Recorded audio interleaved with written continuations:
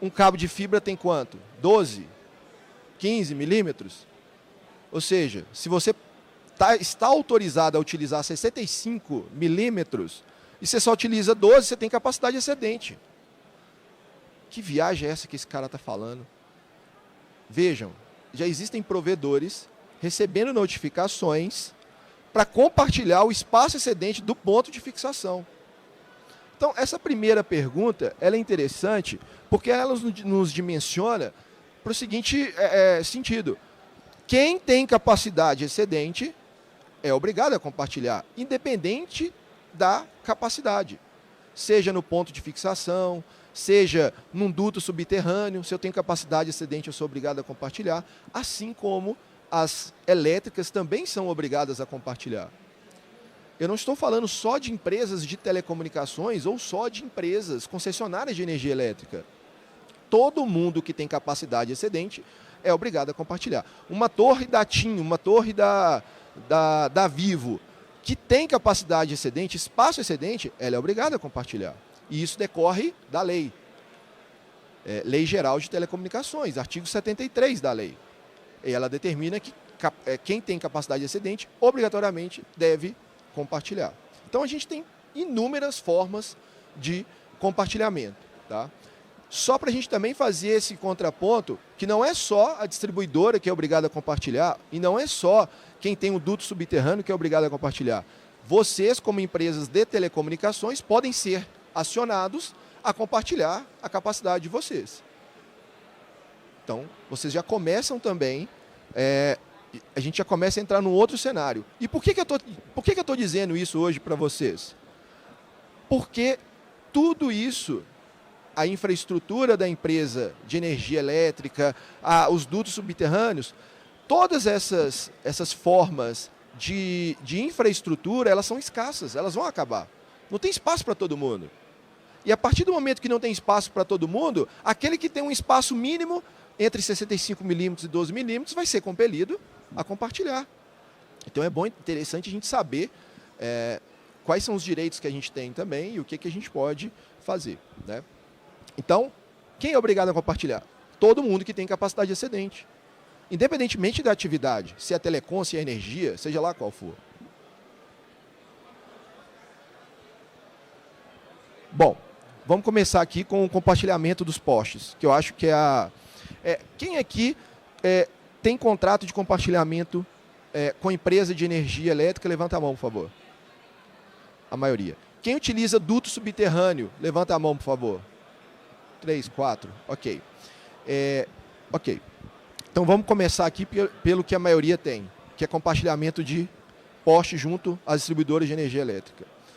O grande problema do compartilhamento dos postes, e não é segredo para ninguém, é o preço.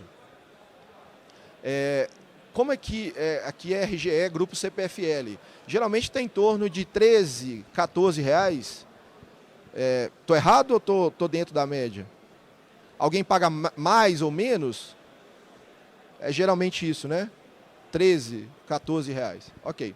Então, esse é o nosso primeiro problema abordado. O preço. Na minha concepção, e eu defendo isso, o preço é muito exorbitante. Por que é muito exorbitante? Nós vamos ver isso aqui. Porque a gente já tem contratos, inclusive dentro da própria CPFL e dentro da própria RGE, hoje o mesmo grupo, que empresas de maior potencial, as grandes operadoras, pagam muito menos. Pagam menos de 4 reais. Então, peraí. Por que as grandes pagam menos e as pequenas pagam mais? Sendo que a própria lei, a Lei Geral de Telecomunicações, ela determina assimetrias regulatórias para que esse gap aqui ele não seja tão grande e a competição possa fluir. É importante a gente dizer que a Lei Geral de Telecomunicações, o princípio basilar dela é o princípio da competição. Na lei, ela fala 26 vezes a palavra competição. Se ela não tivesse como princípio a competição, a palavra competição não seria tão citada várias vezes na própria lei. Então, quando a gente estipula esses gaps, essas diferenças muito grandes de preço, a gente afeta literalmente a competição de mercado. Porque como é que você vai competir com alguém que paga R$ 4 e você paga mais do que o dobro, às vezes até 3 vezes a mais do que aquela empresa? Logicamente que vocês vão competir de outras formas. Mas, se a gente colocar num pé de igualdade, não existe igualdade. Ok? Então, nosso primeiro problema é a questão do preço. O outro problema que eu falei para vocês é que não tem espaço para todo mundo. Então, esse também é um problema. Porque tem um ditado, eu sou de Minas, e tem um ditado que quem chega primeiro bebe água limpa, né? Então, aquelas empresas que estão indo na frente estão bebendo água limpa. E a água vai ficar suja. Vai acabar o espaço, não tem espaço para todo mundo. Então, esse também é um problema. O problema da poluição visual também é um problema. Muitas prefeituras, principalmente em regiões, em cidades que são consideradas cidades tombadas pelo patrimônio histórico, muitas prefeituras estão fazendo sistema de aterramento subterrâneo, para que os cabos não sejam mais colocados da via aérea. Então, a questão da poluição também é um problema quando a gente fala em compartilhamento com as empresas, companhias de energia elétrica. A segurança das pessoas também é um problema. O Ministério Público tem feito atuações marcantes em várias localidades. Em São Luís, o Ministério Público acionou todos os provedores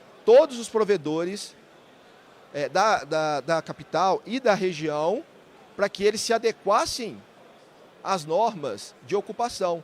Porque, infelizmente, um cabo caiu e matou uma pessoa.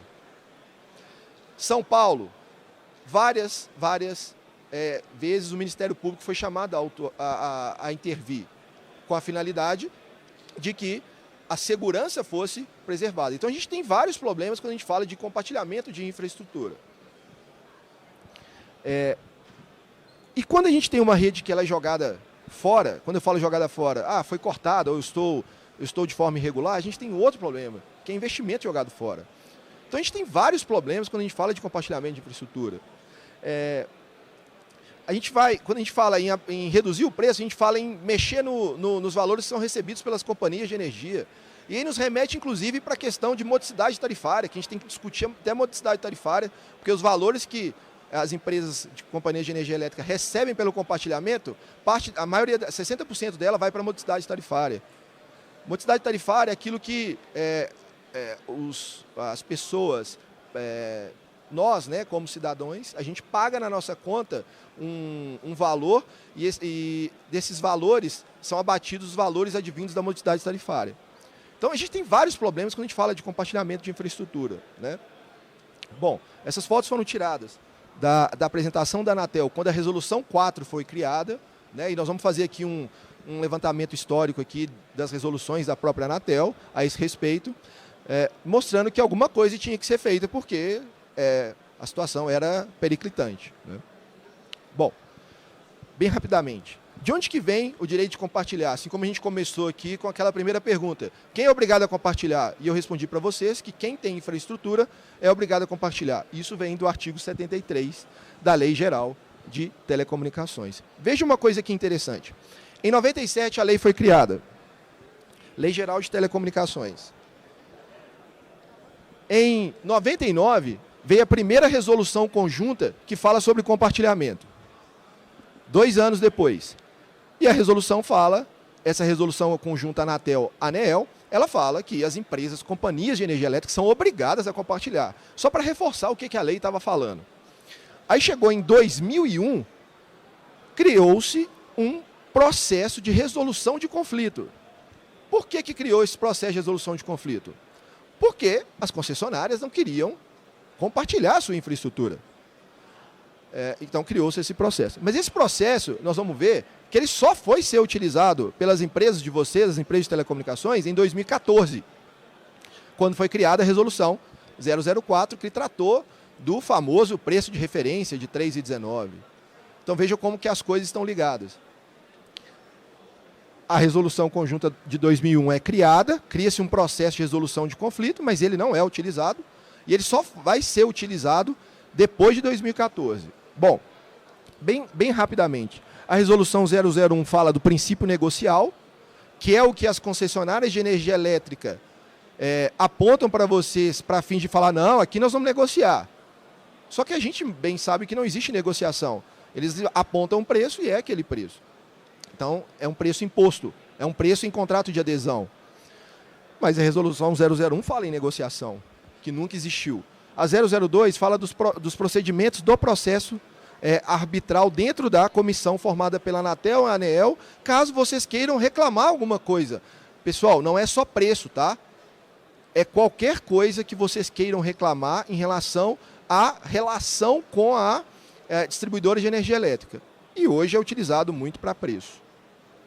Mas, independentemente disso, a gente nunca teve nenhuma vantagem para as pequenas prestadoras em termos de negociação, em termos de conseguir um preço mais acessível, não obstante a lei falar, não obstante a resolução 001 falar em negociação, e não obstante a gente ter um processo de resolução de conflito para falar que precisa solucionar conflito. Até 2014, nada disso era otimizado. E aí, uma das grandes dificuldades que a gente enfrenta, e não sei se vocês passaram por isso, quando da tentativa de negociar o preço junto à companhia de energia elétrica, é deles falarem assim, não, mas você tem poucos pontos. Alguém já passou por isso aqui? De tentar negociar e duas pessoas, de falar, olha, não, você tem poucos pontos, então você não tem poder de negociação. Tá, mas a Oi tem 1 milhão de pontos, então ela tem poder de negociação porque ela tem 1 milhão de pontos. Se a gente analisar essa argumentação no campo do direito privado, das negociações entre empresas que não tem qualquer viés público, ok, nós podemos falar da negociação por escala, mas a gente tem um ponto aqui que é a utilização de infraestrutura pública. Não, eu repito para vocês, a gente não pode falar em precificação por escala. Um exemplo, e por isso que eu coloquei essa foto ali. Quando a gente passa num pedágio, vamos imaginar que eu sou o dono da Localiza, ok? E eu tenho 5.000 carros de passeio com a mesma configuração. E aí, do outro lado, eu tenho uma pessoa que tem o mesmo carro, idêntico aos 5.000 carros da Localiza. Quando esse um carro passa no mesmo ponto de pedágio, ele paga um preço diferente do que aqueles 5.000 carros da Localiza passaram ali? Não. Por que não? Mas se a Localiza tem 5.000 carros, o outro tem um carro, ela não teria que ter poder de negociação? Porque a gente está falando em infraestrutura pública. É infraestrutura pública sendo administrado por um terceiro, uma concessionária que administra a rodovia. Ela não pode criar preços diferentes para a utilização do mesmo bem público. Por isso que a gente fala que as companhias de energia elétrica elas não podem criar precificação por escala, porque o bem que elas estão utilizando, o bem que elas estão explorando é um bem público. Falar isso é a mesma coisa eles estarem dando um formato, uma cara diferente para aquilo que é público. Se é público, todo mundo tem acesso de forma igual. Por isso que o preço teria que ser igual. E essa é a grande problemática. A gente não tem um preço até 2014 que poderia ser chamado de justo e razoável. No caso dos pedágios, a gente tem a questão da tarifa, que é um preço que é regulado e ele é praticado para todo mundo. E em alguns aspectos eu defendo que aqui a gente também tinha que ter uma tarifa que seria aplicada para todo mundo, de forma idêntica, independente do número de pontos, ou independente do volume de utilização. Uma outra argumentação que é muito interessante é o seguinte, a Oi, por exemplo, ela tem 1 milhão de pontos, mas a infraestrutura dela é muito obsoleta. O esforço que ela causa é muito maior do que a fibra que vocês utilizam. Então vejam, tudo bem, eu tenho uma capacidade de negociação, entre aspas, que eu posso utilizar um monte de poste, mas de outra forma, eu estou prejudicando a própria infraestrutura. Então, para mim, não subsiste a chamada negociação do preço por escala. Não se justifica porque a gente está falando de utilização de bem público. Ok. E como é que a gente resolvia essas questões? Vamos para a prática. Como que a gente resolvia essas questões?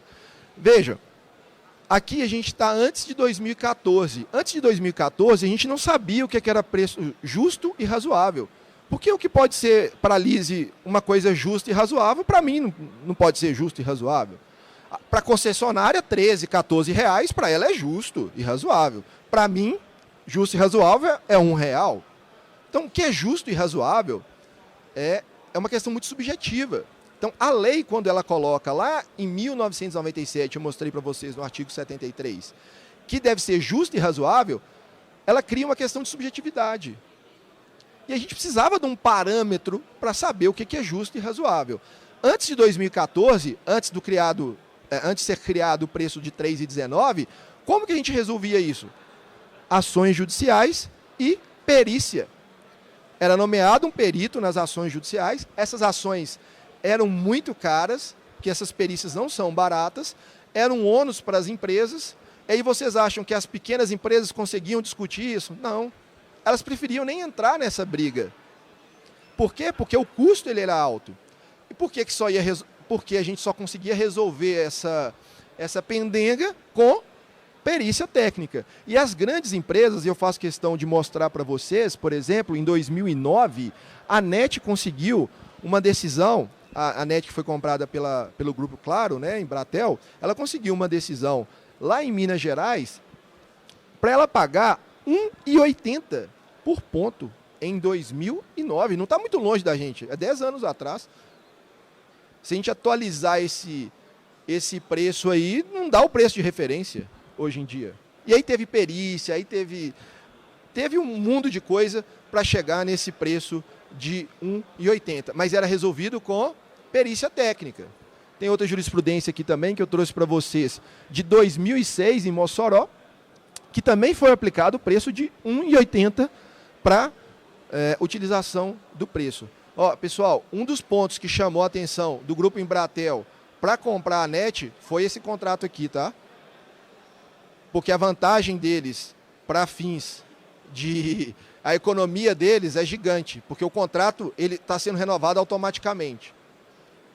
Dos pontos principais lá em Minas para comprar a operação da NET foi essa ação que eles utilizaram. Então vejam a importância dessas ações para empresas de pequeno, médio e grande porte. Tá, mas aí a gente não resolveu o problema dos pequenos ainda. Como é que a gente vai resolver o problema dos pequenos se a gente não sabe o que é justo e razoável e as ações precisam de perícia, é uma ação cara. Aí, muitas discussões, muitos debates. E aí, dentro desses debates, todo mundo queria trazer alguma informação para falar o que era justo e razoável. E aí surgiu a resolução 004 de 2014, e ela fala várias coisas, não só de preço.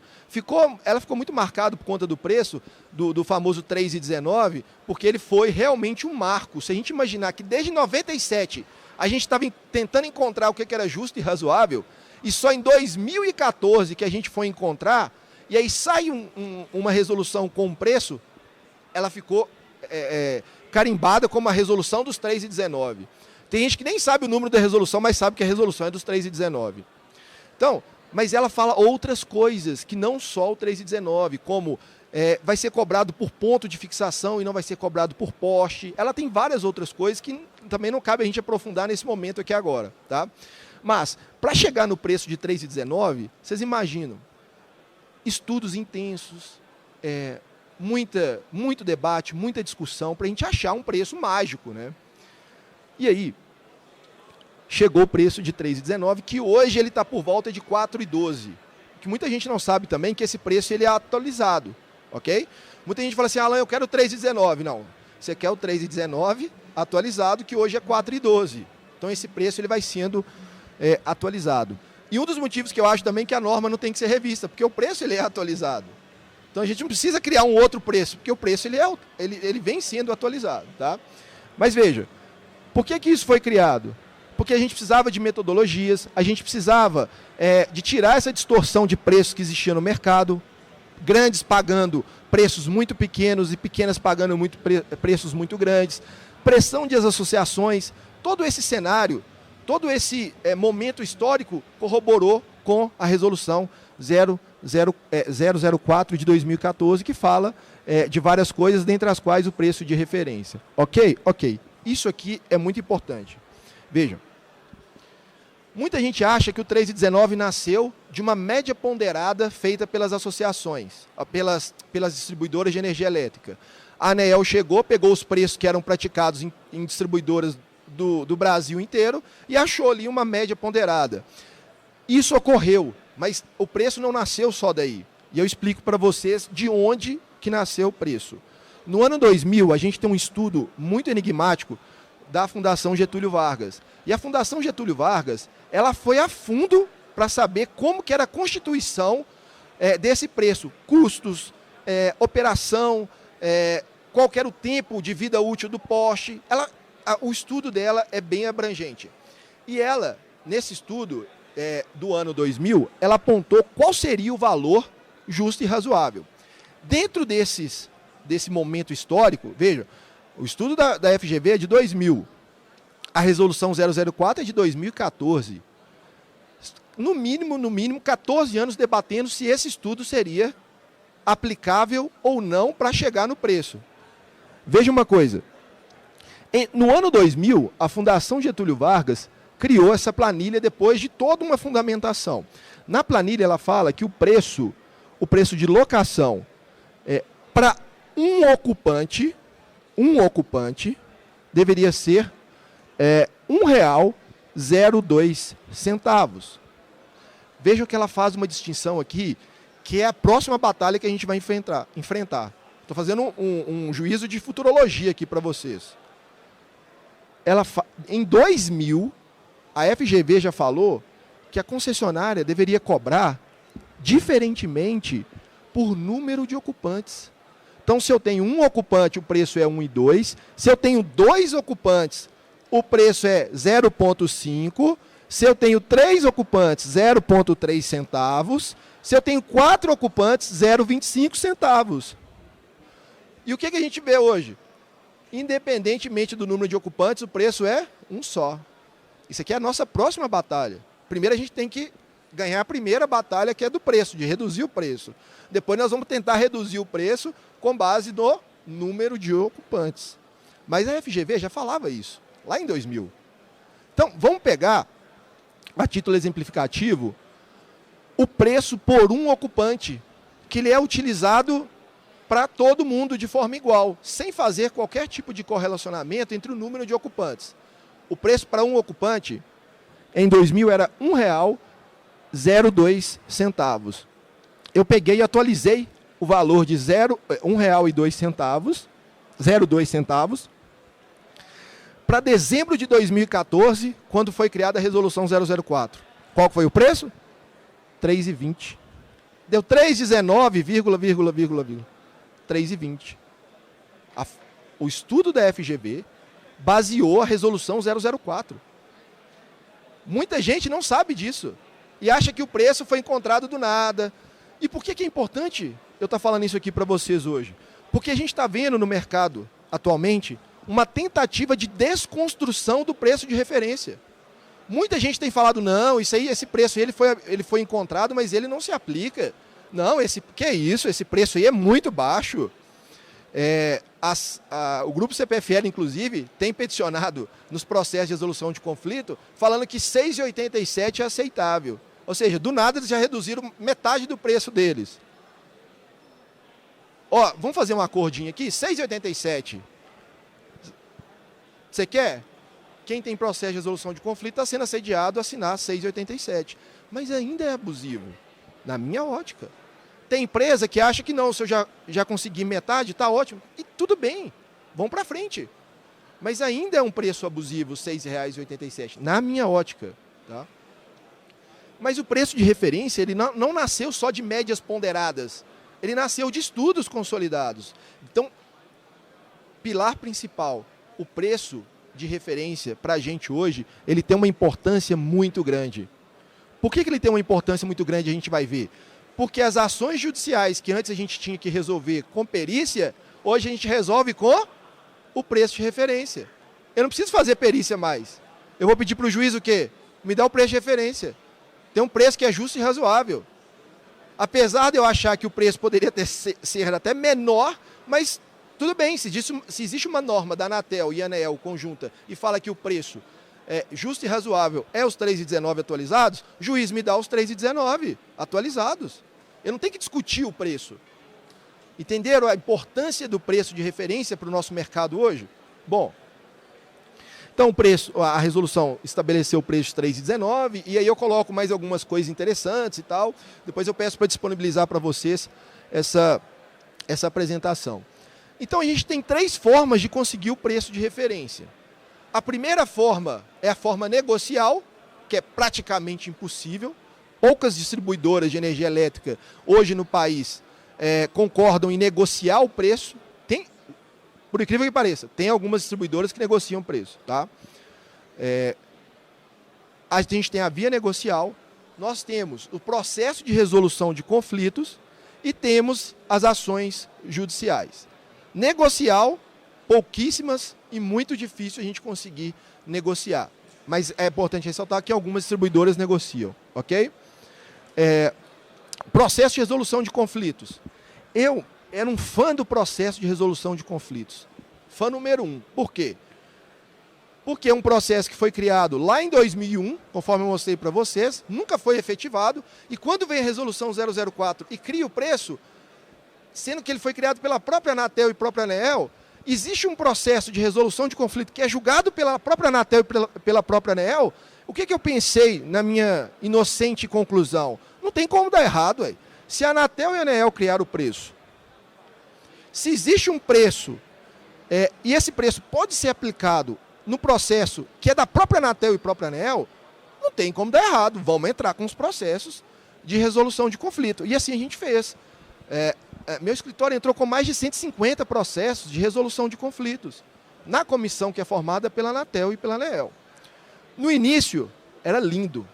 É igual o casamento no início, é maravilhoso, né? Se a gente não nutri-lo constantemente, maravilhoso. Alan, por que era maravilhoso? Porque bastava você entrar com a ação e a comissão te dava o preço. Tinha provedor que dormia com a decisão debaixo do travesseiro. Porque, cara, do nada ele conseguiu um preço de referência. E aí, as negociações, o princípio da negociação, que antes era o pilar, passou a ser o apontamento do preço de referência. Trouxe aqui só uma das primeiras decisões que foram proferidas, tá, em processo de resolução de conflito, para não me passar por mentiroso, né? Foi aplicado em vários processos o preço de 3,19. Se vocês perceberem ali, a comissão aplicava o preço de 3,19, mandava atualizar pelo índice e não estabelecia um limite temporal. Alan, o que é isso? Ela não falava até quando que deveria ser aplicado o preço. Ela falava, aplica-se o preço na relação comercial. Se essa relação ela é duradoura, ela perpetua, independentemente, aplica-se o preço de referência. E aí começa a nossa saga, e aí que eu vi que eu estava sonhando quando eu achei que o processo de resolução de conflito era o melhor dos mundos.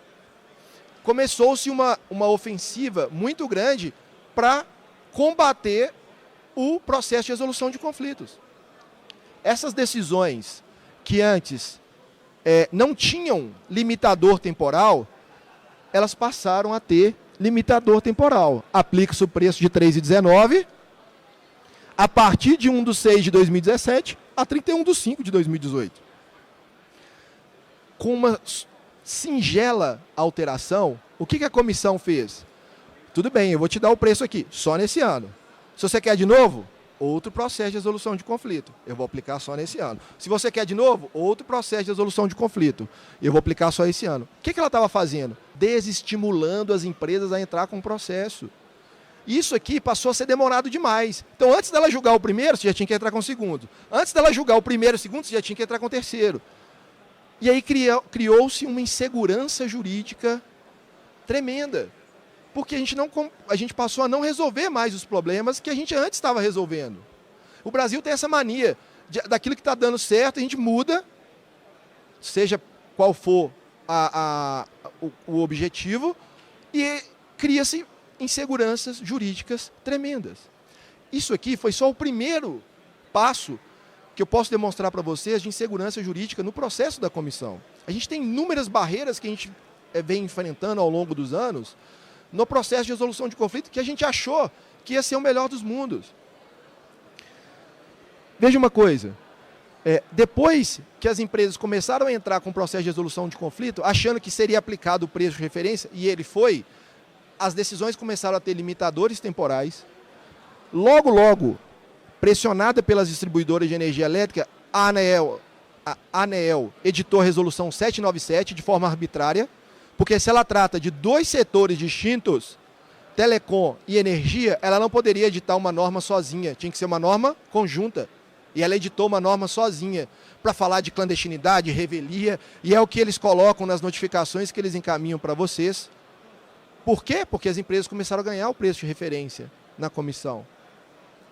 Depois disso, novas decisões foram proferidas em 2017 e 2018, poucas, mas foram proferidas ainda com limitador temporal, e em 2019, pouquíssimas decisões. Parado. O processo está parado. Nada anda. E o detalhe, qual que é o prazo do processo de resolução de conflito? Depois que você entra com a ação e a parte contesta essa ação, que é muito rápido, a comissão teria que só abrir para alegações finais e ela tem um prazo de 20 dias para julgar, mais 20 dias, caso ela esteja com muitas tarefas, pode ser dilatado o prazo de 20 dias. A gente estima que o processo de resolução de conflito, no máximo, tinha que demorar 3 a 4 meses. Tem processo que tem 3, 4 anos, que está parado. Então, aquilo que a gente achou que seria a válvula que ia resolver o escape da desigualdade entre os preços, passou a ser, na verdade, uma forma de contenção. E veja uma coisa, o que eu acho pior, a ofensiva das distribuidoras de energia elétrica culminou na revisão da resolução 004. Quem sabia que a resolução está sendo revista? Você sabe que a gente pode correr o risco de perder o preço de referência? Já tem consulta pública e já acabou as contribuições para a consulta pública. Consulta pública 28 de 2018. O preço está sendo revisto. E pasmem, sabe qual que é a proposta da Anatel e da ANEEL? Retirar o preço de referência. Acabar com o preço de referência. Porque o preço de referência está causando muito trabalho para eles. Nós ficamos de 97 a 2014 tentando ter um parâmetro, uma referência. Conseguimos em 2014, depois de muito esforço. E agora, em 2019, a proposta é acabar com o preço de referência. Sabe o que vai acontecer? Nós vamos voltar para o limbo regulatório. Nós vamos ter que voltar a pegar perícia para discutir isso em ação judicial. Nós vamos retroceder. Vejam a importância do preço de referência. E o pior agora para mim da comissão, a partir do meio do ano passado, eu ainda acreditava na comissão. Tem um ano praticamente que eu não entro mais com ações na comissão de resolução de conflito. Por quê? Posso listar inúmeras barreiras que eles criaram aqui. Dentre essas barreiras agora, o que é absurdo, mas é importante comentar, se eu entro com uma ação na comissão e a concessionária apresenta uma proposta, a comissão está homologando a proposta da concessionária. Veja, existe uma resolução da Anatel e da ANEEL que aplica o preço. Como que ela pode julgar diferentemente daquilo que ela criou? O agente, ele é sujeito às normas que são determinadas pela própria autarquia especial. Ele não pode julgar diferentemente dos contornos que ele tem. É a mesma coisa de eu pedir para o juiz.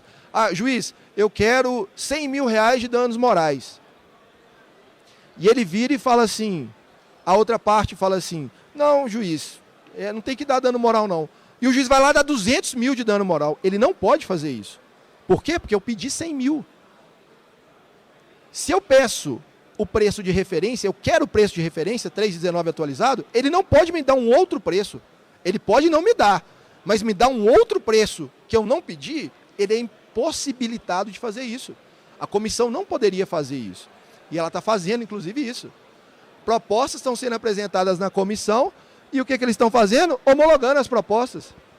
Julga-se o processo de resolução de conflito e aplica-se o preço que foi proposto para a distribuidora de energia elétrica. com toda vênia, nós estamos num completo absurdo. Então, os processos de resolução de conflito, eles não são mais favoráveis. Eu listo aqui, 16 barreiras que a gente vem enfrentando desde 2014, quando o preço foi sendo aplicado pela comissão. Lacuna regulatória. A comissão criou uma coisa absurda. Ela criou uma coisa seguinte: se o contrato vence no período de debate ali do vencimento do contrato, é o período que eu tenho para entrar com a ação. Mas se o contrato vence no decorrer da ação, e eu já entrei com o processo de resolução de conflito, e eles demoraram a julgar, e julgaram posterior a esse aniversário do contrato, a esse momento de discussão do contrato, eles não aplicam o preço de referência. E se aplicar o preço de referência, eles aplicam só retroativo, fazendo com que eu tenha que voltar com a discussão de novo e questioná-los. Mas aí o contrato já renovou automaticamente. E o prazo do contrato é 5 anos. Então você só vai discutir isso daqui 5 anos. Olha que absurdo. Então a gente tem aqui inúmeras barreiras que a gente listou, que a comissão foi criando no processo de resolução de conflito, e eu tenho a propriedade de falar com vocês hoje que o processo de resolução de conflito não vai resolver o conflito. Ele não vai resolver o problema. A comissão chegou ao absurdo de obrigar as empresas a confessar a ocupação irregular. Qual que é o objeto do processo? O debate do preço. Eu não estou aqui, gente, pelo amor de Deus, eu não estou defendendo a ocupação irregular, porque eu sou contra a ocupação irregular diante de vários motivos que eu já falei para vocês. Mas eu acho que o preço ele está intimamente ligado com a ocupação irregular, porque se eu não consigo pagar, eu não vou regularizar aquilo que eu não consigo pagar. Mas eu não posso ser obrigado a confessar uma coisa que eu não estou discutindo no processo. A companhia de energia elétrica, ela tem todo o direito de discutir a ocupação irregular, que ela entre com o processo para discutir a ocupação irregular. Juridicamente falando, ela não pode discutir uma coisa num processo que não é dela, não foi ela que entrou com o processo. Então, a minha indignação é, você não pode compelir uma empresa a declarar uma coisa que não é objeto de debate naquele processo. Teria que ter um outro processo para discutir a ocupação irregular. E a comissão aproveitou os processos para debater preço e começou a compelir as empresas a confessar a ocupação irregular. Olha o absurdo.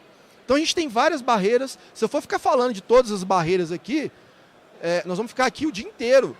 E o dia inteiro eu vou ficar indignado aqui com a comissão. Tá? Mas aí disponibiliza a apresentação para vocês, que aí está bem explicadinho ali. Tá? Bom, e aí o seguinte, a gente chegou no seguinte ponto. O preço de referência hoje, conforme eu tenho sustentado aqui para vocês ao longo desses minutos, ele é tão importante, mas ele é tão importante que a via negocial eu mostrei que ela é furada, a gente não consegue negociar. Eu mostrei que o processo de resolução de conflito, ele é furado. Vai bater lá e não vai conseguir. E tem empresas aqui que conseguiram um preço, só para vocês entenderem. Tem empresas aqui que conseguiram um preço de referência contra a RGE não aplicou ainda o preço de referência. Olha o outro problema que a gente tem. Além de eu conseguir o preço, a distribuidora não aplica o preço e a comissão não fala nada, não faz nada. Eu estou tendo que entrar com uma ação judicial para fazer com que essa decisão da comissão seja aplicada. Por que eu já não entro com a ação judicial de cara? O que eu vou ficar fazendo na comissão? Perdendo tempo, criando vários processos, vários procedimentos. E é isso que a gente faz atualmente com os processos para debater o preço de referência. A gente já entra direto com ações judiciais diante do preço de referência. Por quê? Porque ainda existe, até que a resolução seja alterada, ainda existe um preço de referência no mercado. Então a gente tem que fazer com que o judiciário aplique esse preço de referência e considere ele como um preço válido. E é isso que a gente está fazendo. Ok? Só antes da gente entrar nessas ações, um casozinho da CPFL, que é do mesmo grupo RGE, que eu acho muito interessante. Tem uma ação em São Paulo que ela foi proposta antes de 2014, antes do preço de referência. Como a gente não tinha referência, como eu disse para vocês, como que resolvia as ações? Perícia. E aí, no decorrer da ação, foi criado o preço de referência. Mas a perícia já estava sendo feita. A perícia apontou um preço, depois de 2014, ela apontou um preço, salvo o melhor juízo, de R$ 2,43, para que fosse aplicado naquela relação. Ou seja, a CPFL perdeu a ação e foi condenada a aplicar o preço de R$ 2,43. Ok? O que a CPFL fez no recurso dela? Esse preço é absurdo, R$ 2,43, e em sede de pedido subsidiário, ou seja, se ele não reformar e extirpar o preço de R$ 2,43, que me dê então uns R$ 3,19 atualizado. A própria CPFL pediu que fosse aplicado o preço de R$ 3,19, demonstrando para os senhores que o preço de referência, ele é o basilar do nosso mercado. Por quê? Se a gente for fazer perícia, nós vamos encontrar preços inferiores ao preço de referência. Ainda hoje. E reforço a ideia, nós não podemos cair nessa armadilha que está sendo criada hoje em dia de desconstrução do preço de referência. Hoje, estão se criando aí uma construção de que o preço justo e razoável seria R$ 6,87, que é o que eles estão ofertando. Não é o preço justo e razoável ainda. Bom, então aqui a gente tem algumas ações, eu trouxe para vocês, ações em pedido de antecipação de tutela. O que é antecipação de tutela? Antes da gente andar com o processo, na hora que a gente entra com o processo, a gente entra com um pedido de antecipação de tutela. Excelência, eu tenho esse direito já pré-constituído. Então, se eu demonstrar para você que eu já tenho esse direito, antes de eu ficar esperando 2, 3, 4 anos para o processo ser julgado, já me dê esse direito. Isso que é o pedido de antecipação de tutela, trocando em miúdos, tá? E os juízes já têm entendido que o preço de referência ele pode ser aplicado em antecipação de tutela. E a gente já tem inúmeras decisões de juízes considerando que o preço de referência é aquilo que vai balizar o mercado. É o que traduz a justeza. Então a gente já tem várias decisões. Só que é o seguinte, o juiz dá o preço de referência em antecipação de tutela. A concessionária não fica satisfeita e recorre para o tribunal para extirpar o preço de referência, suspender a decisão do juiz. Já tem decisões do tribunal mantendo o preço de referência, considerando ele justo e razoável. Então não são só os juízes de primeira instância que estão considerando o preço de referência. O tribunal, segunda instância, também já está considerando o preço de referência como preço justo e razoável para aplicar nessa relação entre as empresas. Mas, Alan, essa decisão, ela é antecipação de tutela, ela pode cair. Sim, ela pode cair a qualquer momento. Ou no julgamento do processo, ou se eles conseguirem um recurso, possivelmente ele pode cair. Essa é mais uma decisão, também antecipação de tutela, contra a CEMIG, decisão recente também, tá? Trouxe aqui outras decisões também, contra outras distribuidoras de energia elétrica, inclusive distribuidoras municipais, distribuidoras locais de energia elétrica, que praticam preços exorbitantes. Essa aqui pratica o preço de R$ 26,00 por poste. É justo e razoável? R$ 26,00 por poste?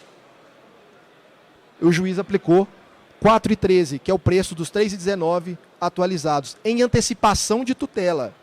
E veja uma coisa, ele mandou garantir o direito a plena relação comercial perante o departamento de compartilhamento. Porque o receio de muitas empresas é o seguinte, se eu entrar com a ação, eu vou sofrer retaliação. Muita gente pensa isso. O juiz determinou o preço e falou com ela o seguinte, olha, mantenha a relação comercial entre as empresas. Ou seja, você não pode dar barrigada no projeto, você não pode criar qualquer subterfúgio para não apreciar o projeto, você tem que respeitar os prazos de aprovação e a relação comercial, ela não pode sofrer qualquer tipo de alteração. E fixou multa por descumprimento de R$ 10.000, caso ela pratique qualquer ato para prejudicar as empresas. Isso é antecipação de tutela. Pode cair? Pode, a qualquer momento pode cair. Mas eu tenho decisão de mérito. Eu não tenho só da antecipação de tutela. Tenho sentença de juiz confirmando que o preço de referência deve ser aplicado nas relações. inclusive já confirmada em segunda instância. Então eu não estou só falando de antecipação de tutela, eu estou falando de sentença ao final do processo na primeira instância e ao final do processo na segunda instância. E tem jurisprudência no STJ também, considerando que o compartilhamento ele é essencial, que vocês prestam um serviço essencial e que deve ser aplicado o preço justo e razoável, que a gente encontra onde? Na Resolução 004. Vejam a importância da Resolução 004. Decisão de mérito em segunda instância. Essa aqui é contra a CPFL, tá? Na segunda instância, Grupo CPFL. Resolução conjunta invocada no recurso que é posterior ao contrato dos autos e se aplica a contratações futuras. Já tinha sido ingressado com a ação, no decorrer da ação foi criado o preço de referência, foi alegado o preço de referência e o juiz mesmo assim aplicou o preço de referência.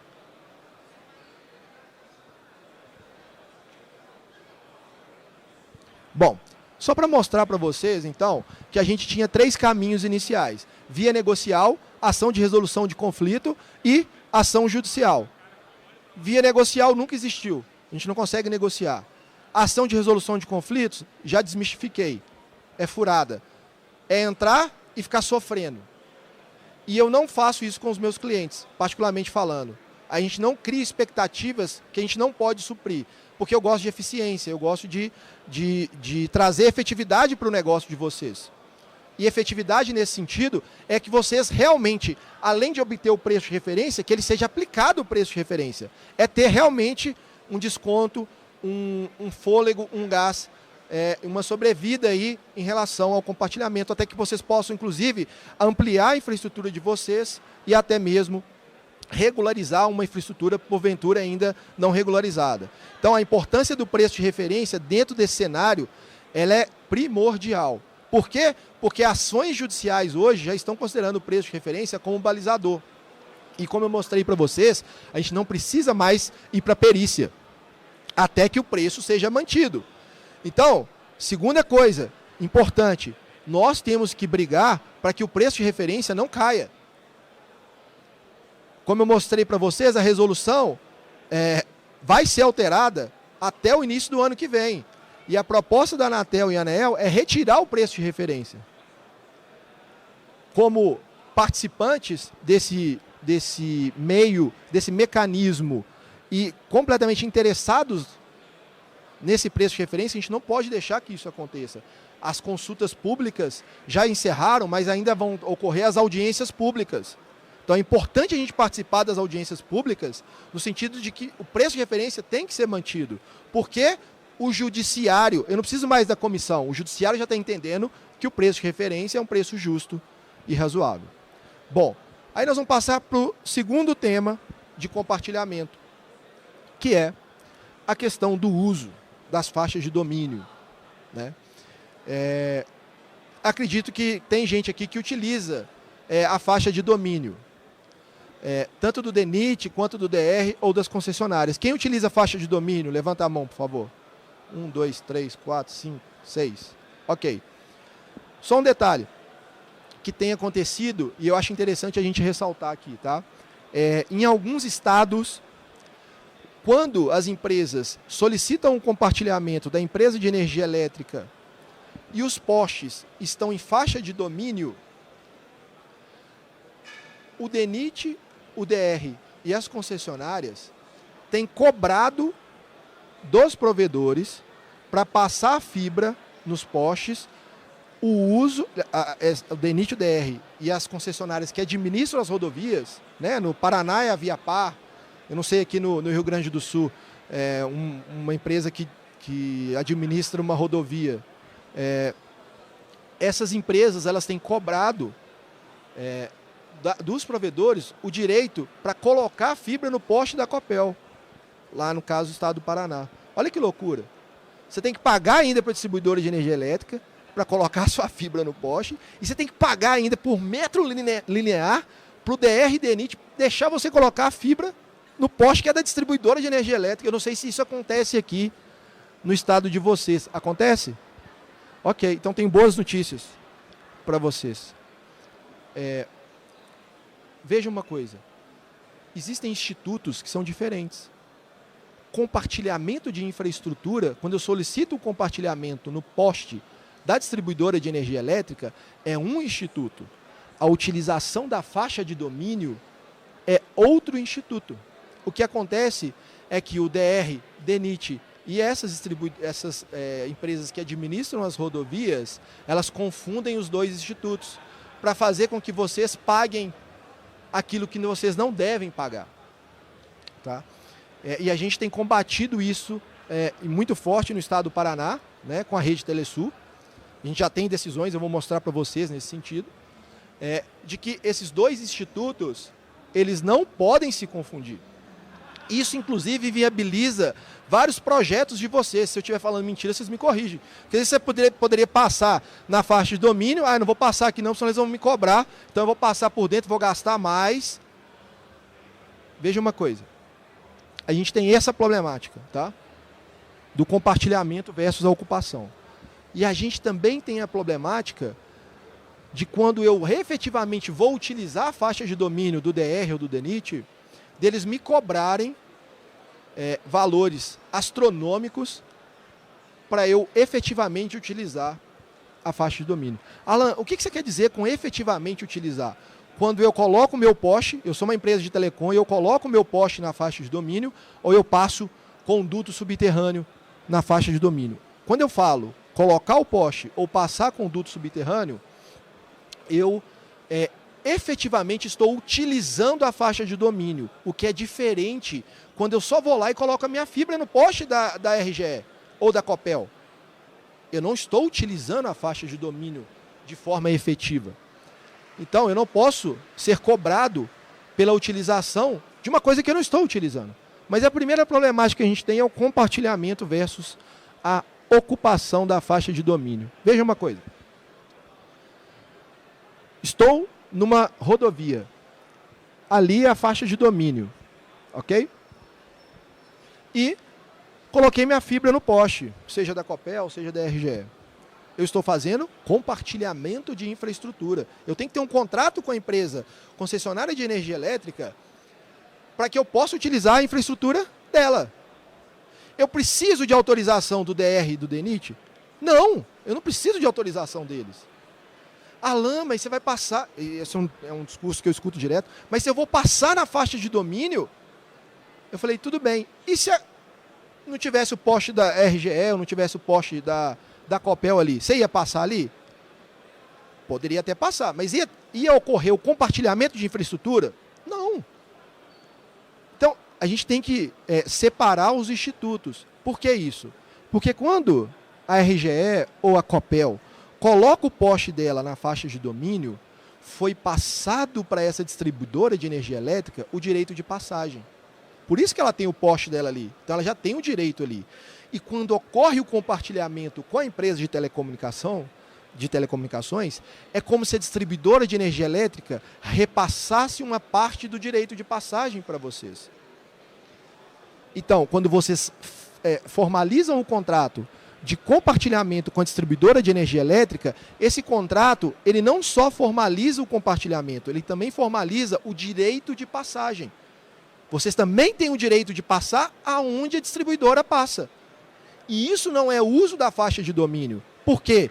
Porque na mesma faixa de terra onde está a infraestrutura da companhia de energia elétrica, vocês colocam a fibra de vocês.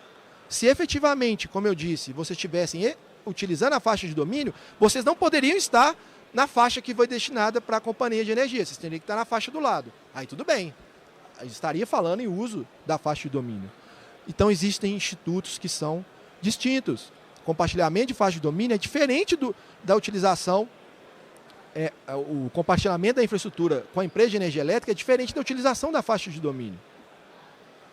Bom, cientes disso, e como isso aqui também é muito corriqueiro no estado do Paraná, a Rede Telesul pediu a gente vem trabalhando isso aqui há alguns anos, a Rede Telesul pediu um esclarecimento para o Ministério.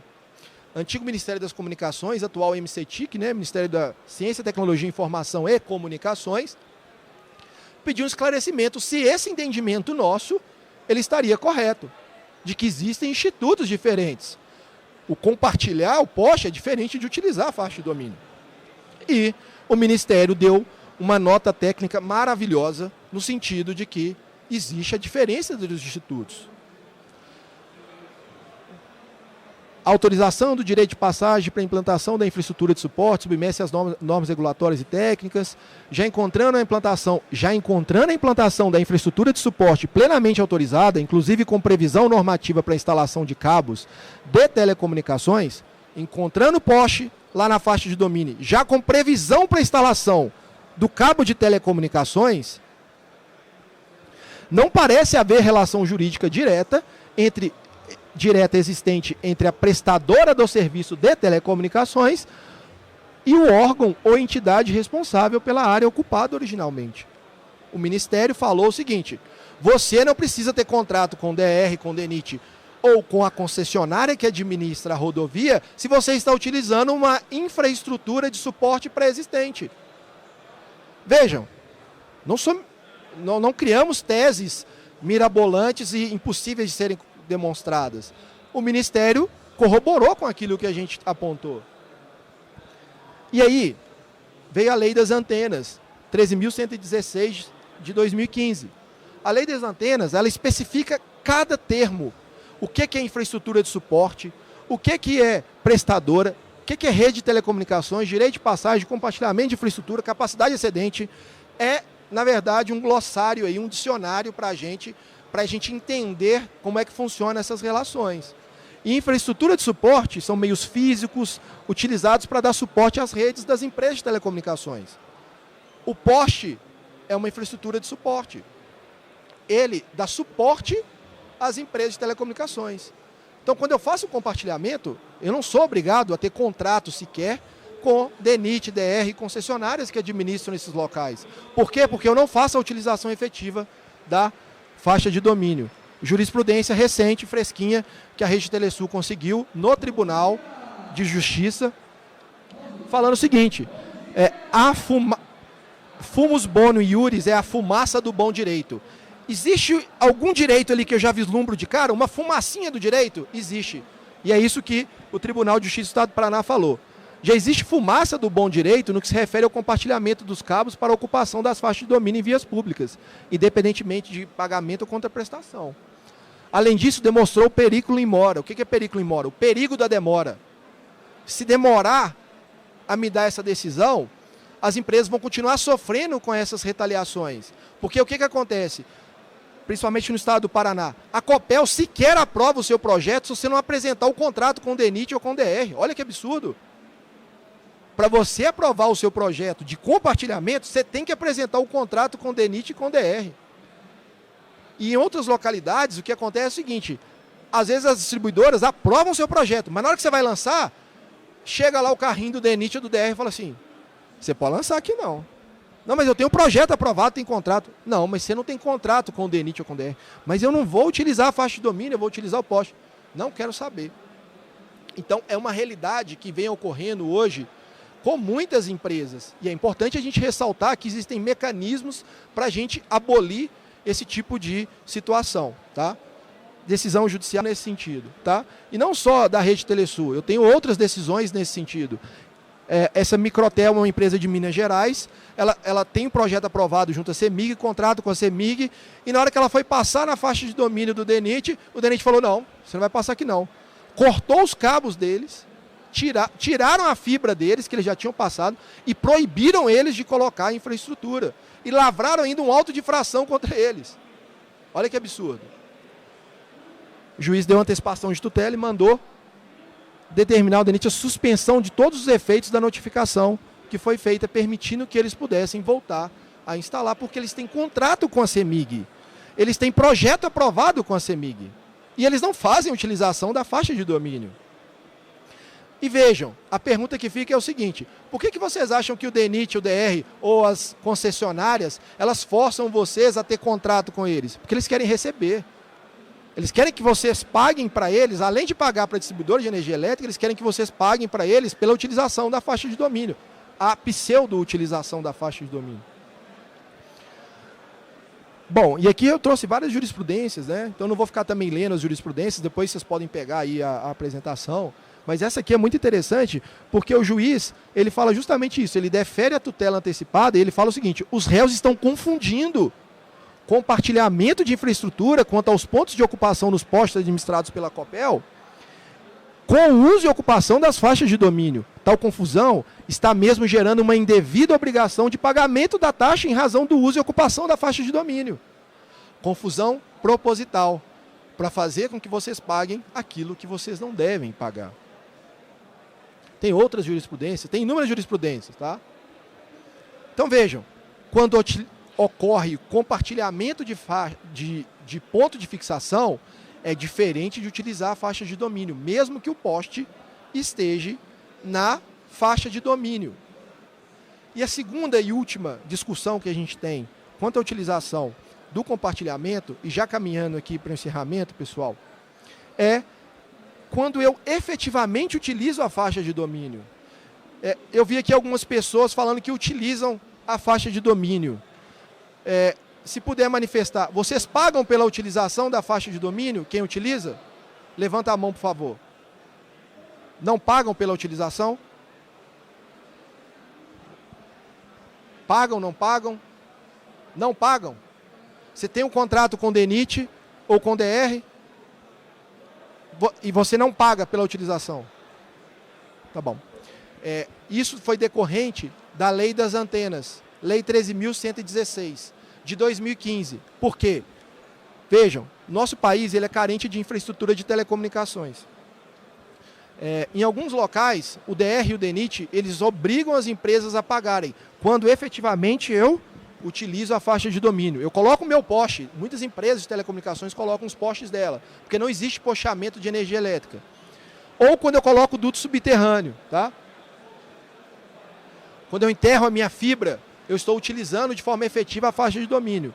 Eu preciso pagar? Não. Mas, Alan, eu estou utilizando a faixa de domínio. Você acabou de falar que quando é compartilhamento eu não preciso pagar. E quando efetivamente eu utilizo, eu também não preciso pagar? Não. A Lei 13.116 previu que, se você vai construir infraestrutura em área considerada pública, você é isento. Por que isso? Porque ela está fomentando a construção de infraestrutura no país. O legislador, ele foi muito inteligente nesse sentido, de forma de desonerar vocês desse custo de utilização da faixa de domínio.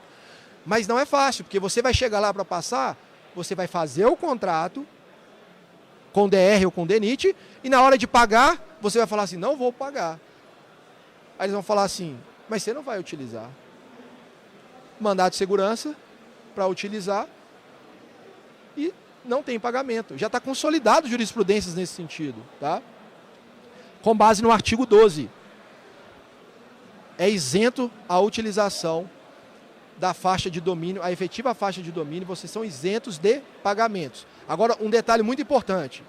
Muito importante. Veja uma coisa. A lei foi muito inteligente.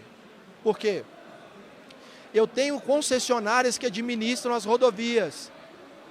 E essas concessionárias participaram de licitações anteriores à lei de 2015. Então, se a lei chega e fala assim, qualquer lugar que for infraestrutura pública, você pode pôr sua fibra, pode pôr seu poste, você não precisa pagar, ela ia criar um tremendo imbróglio jurídico com as empresas que já conseguiram os contratos de concessão para administrar as rodovias. Por quê? Porque essas empresas, quando elas fizeram os preços para participar dessas licitações, elas já consideraram a exploração da faixa de domínio. Então, eu não preciso pagar se eu tiver perante o DR, DENIT, e se o contrato da empresa que administra a rodovia for posterior a 2015. Se o contrato da empresa que explora a rodovia for anterior a 2015, tem que pagar, porque a lei assim o determinou. Então, a única exceção que tem, no caso de efetiva utilização da faixa de domínio e pagamento, é quando o contrato de concessão da empresa que explora a rodovia, ele é anterior a 2015, para preservar o direito já adquirido da concessionária. Então, o legislador foi muito inteligente, evitando qualquer tipo de debate posterior em relação a isso. Alan, a concessionária que administra a rodovia aqui renovou o contrato dela. Ela pode cobrar? Não. Por que não? Porque agora ela já sabe que existe a lei. E na hora que ela renova o contrato ou participa de um novo processo, ela já não pode considerar a utilização da faixa de domínio como cálculo para receber valores. Então ela já tem que fazer a precificação dela nesse quesito, considerando que ela não pode mais cobrar pela utilização da faixa de domínio, efetiva utilização. O artigo 12 prevê isso. E aqui a gente tem inúmeras jurisprudências já nesse sentido, falando que quando eu efetivamente utilizo a faixa de domínio, eu também não preciso pagar, porque a lei determinou assim para as empresas dos senhores terem um fôlego a mais e construírem infraestrutura, porque o nosso país é carente de infraestrutura. E tem outras também jurisprudências. Diante do exposto, dou parcial provimento ao recurso apenas para que seja reconhecido que não pode ser exigido da impetrante o pagamento de valores em razão da utilização das faixas de domínio das rodovias sob supervisão administrativa e regulatória da impetrada. Isso aqui é uma ação contra o DENIT no estado de São Paulo, e ele forçava e queria cobrar, porque existe aquele velho ditado, né? Não sei se aqui no sul vocês já escutaram falar sobre isso. O cachimbo entorta a boca. Lá em Minas a gente fala muito isso. O cachimbo entorta a boca. Então, as pessoas que fumavam cachimbo antigamente, elas andavam com a boca torta, mesmo que não tivesse o cachimbo. Depois da lei aqui, o DENIT continua cobrando. Mesmo quando ele não tem o direito de cobrar, ele continua cobrando. Porque criou-se essa prerrogativa dele cobrar, e ele continuou cobrando mesmo depois que a lei vedou essa cobrança. Tá? Eu queria agradecer aí vocês, tempo dispensado. Coloco ali meus contatos à disposição de vocês. Né? Tem o site do nosso escritório, e-mail, WhatsApp, Skype. Estou à disposição de vocês para qualquer dúvida. Queria agradecer mais uma vez a Internet Sul pela oportunidade de estar aqui, e deixo aí meu muito obrigado. Obrigado, pessoal.